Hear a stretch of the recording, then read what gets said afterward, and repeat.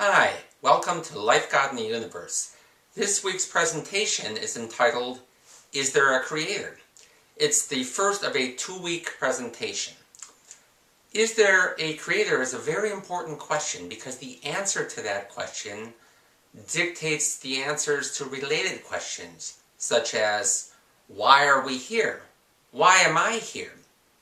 Is there a heaven? Is there a hell? Is there an afterlife? Is there a before life? It affects your views of morality and how you live your life. So, to answer this question, we're going to execute something called a thought experiment. It's a technique used by Einstein to figure out answers to problems. So in this thought experiment, imagine the following. Imagine you're an astronaut going to Mars, okay, and you land on Mars and you're walking around and you see something that looks like Mount Rushmore. Okay, in seeing that figure, what do you think? What goes through your head? Do you think, oh my goodness, there must have been a creator that created those faces that I see? Or do you think this must have been a naturally occurring kind of thing? Maybe the wind carved the rocks to form faces. If you were to poll people, my guess is about 99-point-something% of all people would say there must have been a creator. There must have been someone that designed and created those faces. Let's say that you stumbled upon a wristwatch, okay, on Mars. Same question. Would you imagine that this wristwatch was created by itself automatically? Or would you imagine that there must have been a designer and a creator that created this watch? Similar kind of answer. If you were to poll most people, they would say, well, there was probably a designer and creator that created that watch. Third consideration. Imagine now you run into a Martian, a space alien. Would you imagine that there must have been natural forces, the wind or something, that created this alien? Or would you think that there must have been a creator, a designer, that actually took the time to create this alien? Now it turns out 99% of people, I would guess, would say it probably created itself. Why? Because that's what we learned in our biology classes. We learned of something called evolution. And in evolution, the whole notion of life has the ability to recreate itself. Okay, so when Darwin first came up with the theory of evolution, he imagined that there was a single cell, and from that single cell, more complex forms of life were eventually created given enough time. It turns out there's actually a major flaw in that whole thinking. It's really the pink elephant in the room that no one wants to talk about.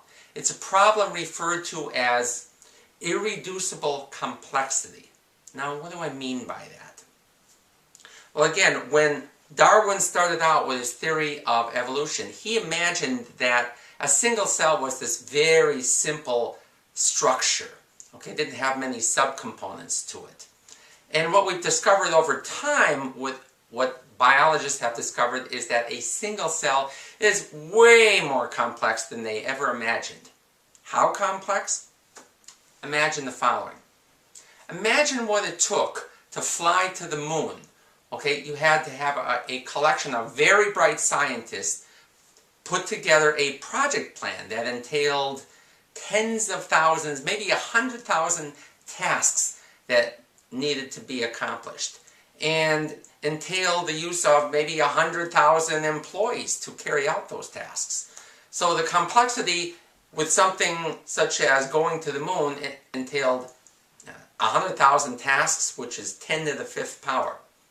Now imagine if you could shrink yourself down to the size of an atom and you were able to look at a single cell. What would you see? You would see the most sophisticated and complex factory you've ever seen in the entire life. So, how complex and sophisticated? Instead of 10 to the 5th number of tasks associated with going to the moon, imagine for a single cell, the number of tasks associated in creating more complex life is more like 10 to the 14th power. That's a 1 followed by 14 zeros.